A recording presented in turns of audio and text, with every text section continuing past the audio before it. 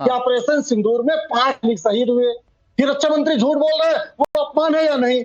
और सेना की पेंशन खा जाना सेना का अपमान है कि नहीं? सेना की कैंटीन छीन लेना अपमान है कि नहीं? सेकंड आपके पास, हमको अपमान बताइएगा। ठीक है संजीव त्रिपाठी जी, आपकी बात का जवाब दे रहे करण वर्मा।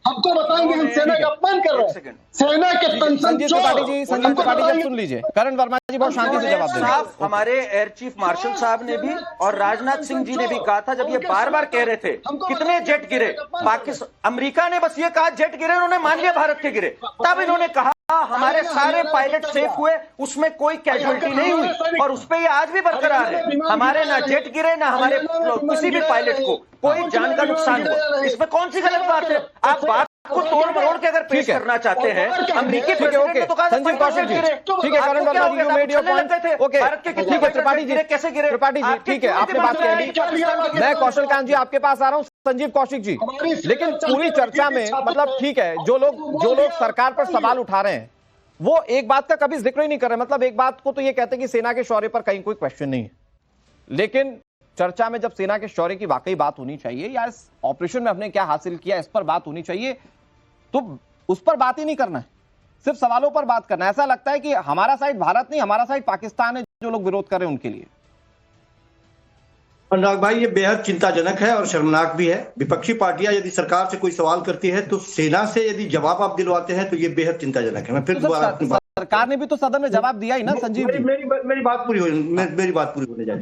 सवाल सरकार से यदि विपक्षी पार्टियां करती है और सेना इस तरह की बात आकर के यदि कह रही है, और सरकार के नुमाइंदे यहाँ बैठे हुए हैं, भारतीय जनता पार्टी के प्रवक्ता बैठे हुए हैं, और वो इस बात को इंडोर्स कर रहे हैं कि सेना जो आज जवाब दे रही है वो विपक्ष को जवाब दे रही है, तब तो चिंताजनक है ये। मैं दूसरी बात कह रहा हूं कि आखिर इस तरह की बात निकली क्यों? संग्रीला डायलॉग में सीडीएस जनरल अनिल चौहान ने जो बात कही थी, आपको याद होगा कि उन्होंने क्या कहा था? उनका स्टेटमेंट मैं आपको याद दिलाता हूं। उन्होंने कहा था कि शुरुआती 2 दिनों में हमने कुछ गलतियां की जिसकी वजह से हमारा कुछ लॉस हुआ, 2 दिनों में हमने अपने आप को दुरुस्त किया और फिर हमने पुनः अपने ठिकाने को या पुनः हमने अपने लक्ष्य को प्राप्त किया। आपको यह भी याद होगा कि इंडोनेशिया में कैप्टन शिव कुमार ने क्या कहा था? उन्होंने कहा था कि हमें स्पष्ट रूप से ये कहा गया था कि हम वहां के सैन्य ठिकानों और बुनियादी ढांचे पर आक्रमण पहले नहीं करेंगे, जिसके वजह से हमने कुछ विमान खोए। स्पष्ट रूप से उन्होंने कहा था। तब सरकार के तरफ तब ये सवाल उठा था कि सरकार को इस पे जवाब देना चाहिए। विपक्षी आपके पास ही आऊंगा, सवाल रखा और सदन में भी बिल्कुल कोरी कन्नी काट गए भारतीय जनता पार्टी के लोग और सरकार के लोग। कोई जवाब नहीं मिला इस पर कि आखिर किन परिस्थितियों में इस तरह की बातें हुई थी, ये कहां से आवाज निकली थी। सीडीएस को क्या समझते हैं आप? वो ऐसे ही बोल दिए थे, शिव कुमार के स्टेटमेंट को ऐसे ही बोल दिए थे। वो सरकार छुपा रही थी कुछ और अभी भी कुछ बातें छुपा रही है। मैं फिर दोबारा दोहरा रहा हूं कि जितने सवाल सदन में खड़े किए गए थे, किसी सवाल का मुकम्मल जवाब सरकार ने नहीं दिया। ठीक है, ये आप डिससेटिस्फाई हो सकते हैं सरकार के जवाबों से राजनीतिक रूप से। नहीं संजीव जी, आप राजनीतिक रूप से डिससेटिस्फाई हो सकते हैं, लेकिन सेना ने जवाब दिया, इस पर आप सवाल खड़े कर रहे। भाई हो सकता है कि आप जो सवाल पूछ रहे हैं उसका इंपैक्ट लोगों के मन पर गलत जा रहा हो, और हो सकता है जवाब लोगों के लिए आप राजनीतिक तौर पर क्यों देखना चाहते हैं। 10 सेकंड संजीव जी, 10 सेकंड। मैं सिर्फ ये कह रहा हूं कि जो जवाब दिया गया वो बेहद किसी सवाल का कोई जवाब नहीं मिला। किसी सवाल का कोई जवाब सदन में नहीं मिला। कौशल कांत जी जवाब दीजिए, फिर करण वर्मा जी आपके पास सही जवाब भी आऊंगा आपके पास। कौशल कांत जी जल्दी से वो जो सवाल पूछ रहे हैं उनका जवाब दे दीजिए।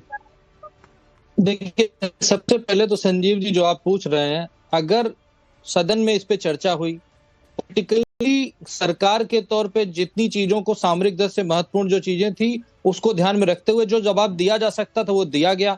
उसके बाद भी अगर विपक्ष अपनी भूमिका को नेगेटिव डायरेक्शन में ले जा करके पाकिस्तान के लिए स्पोक्स पर्सन बनने का काम कर रहा है, एलओपी ऑफ पाकिस्तान बनके जिस तरह से राहुल गांधी बात कर रहे हैं, आप ये देखिए ना क्यों ऐसा हो रहा है कि राहुल गांधी के बयानों को यूएन में पाकिस्तान अपने लिए कोट करता है। तो समस्या ये है कि जब हमारे देश का विपक्ष भारत देश के विपक्ष का स्पोक्स पर्सन बन जाता है तो ऐसे सवाल आते हैं, और जब इस तरह कंफ्यूजन क्रिएट करने की बात आती है तो ऑब्वियसली सोना को सामने आकर के बताना पड़ेगा, पोजीशन को क्लियर करना पड़ेगा। और एक चीज अनुराग जल्दी से 10 सेकंड अनुराग जी जहां तक 10 second Anurag ji political will की अगर हम बात करें तो एक समय सेना का ऐसे इस्तेमाल होता था कि राजीव गांधी जब अपने लिए जन्मदिन की पार्टी मनाने के लिए सबमराइन को लेके जाते हैं, वो 11 वॉरशिप को लेके जाते हैं, वहां पे केवल फैमिली के लोग जाते हैं, पॉलिटिकल विल वहां पे नजर आती है, पॉलिटिकल विल वहां पे नजर आती है जब पेंशन रोकी जाती है। मानिक शॉ की पेंशन रोकने के बाद 2008 में जब करण जी को सुन लेते हैं, वो कुछ फैक्ट रख रहे हैं। ठीक है करण जी जल्दी से।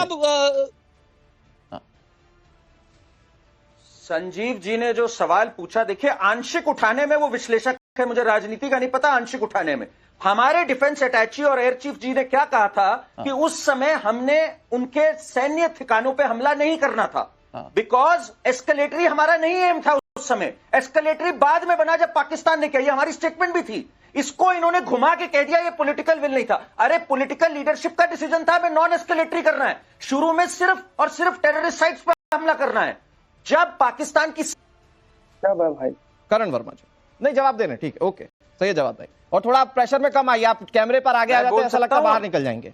सही है जवाब दे, पीछे बैठ के आराम से प्रेशर में मत आके जवाब दीजिए। करण वर्मा जी ठीक है, पर्सनल नहीं हुई, सवालों के जवाब से भागिए मत, डरिए मत। अरे नहीं वो प्रेशर वाली बात आपने क्या की थी ना, तो वो मुझे समझ में आया कि प्रेशर कहां दिख रहा है। अनुराग जी आप इनको रोक ही नहीं पा रहे भाई। नहीं सही है जवाब, सही है जवाब की आवाज कम कर दीजिए। ओके करण वर्मा जी बोलना ही नहीं बंद कर रहे हैं।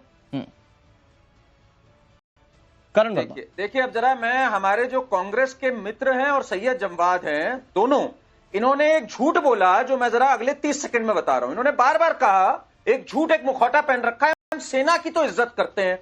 अब राहुल गांधी खुल के कहते हैं नरेंद्र सरेंडर, यानी कि वो सेना का वर्जन नहीं मान रहे हैं हमारे डीजीएमओ का, कि पाकिस्तान के डीजीएमओ ने वहां से भीख मांगी कि भाई सीज फायर करो या ऑपरेशन को रोको, वो कह रहे हैं नरेंद्र सरेंडर। तो ये किसका तिरस्कार हुआ?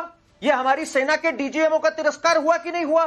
यानी कि साफ है, अगर आप नरेंद्र सरेंडर बोलते हैं तो आप सेना का तिरस्कार कर रहे हैं। Point number 1।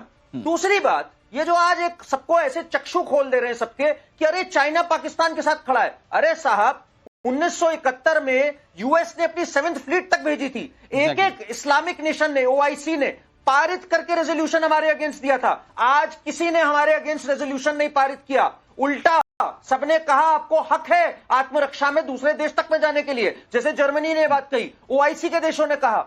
वेपन कोई अगर किसी से खरीद ले रहा है उससे क्या हो गया बात, वो तो खरीद ही रहा है चाइना पाकिस्तानी, तो हमें पता है आपकी विदेश नीति क्या थी 1971 में। और एक बात मैं कहूंगा, ये बड़े भोले हैं करण जी, आप अपनी बात कीजिए, पॉलिटिकल विल ये बड़े भोले दिखाया था 1971 में, सीपीएसी के लिए चाइना को जमीन दे दी, पर जिस पाकिस्तान ने सीपीएसी के लिए चाइना को जमीन दे दी, खुद को गिरवी रख दिया। ये चाह रहे हैं कि वो चाइना भारत का साथ दे दे और अपने 54 सोल्जर तक नहीं वापस लिए। जब हमने अपना जो लैंड एक्वायर कर रखी थी पाकिस्तान की, भुट्टो को वापस दे दी, और सैम मानिक शॉ जी ने तब कहा कि Bhutto made a monkey out of Indira Gandhi, तो उनकी डिप्लोमेटिक स्तर पे हार थी। पॉलिटिकल वैल्यू उन्होंने भी दिखाई थी, जहां जो दिखाए उसको मानिए। पर आज आप देश की सेना के विरुद्ध खड़े हो चुके हैं। जब आप कहते हैं नरेंद्र सरेंडर, जब राहुल गांधी कल कहते हैं चाहे वो पुलवामा हो या ये तो जब राहुल गांधी कल कहते हैं चाहे वो पुलवामा हो या ये तो एंटी इनकम्बेंसी मिटाने के लिए एक इवेंट था। आपको शर्म आनी चाहिए जब आप सेना के विरुद्ध खड़े होते हैं और जब आप इसको नौटंकी। ठीक है ओके करण भाई आपको काउंटर करना चाह रहे त्रिपाठी जी, उसके बाद संजीव कौशिक जी के पास जाए। ओके ठीक है त्रिपाठी जी प्लीज। सही है जवाब भाई, एक मिनट ऑफिशियल प्रवक्ता वो है कांग्रेस के, ठीक है प्लीज।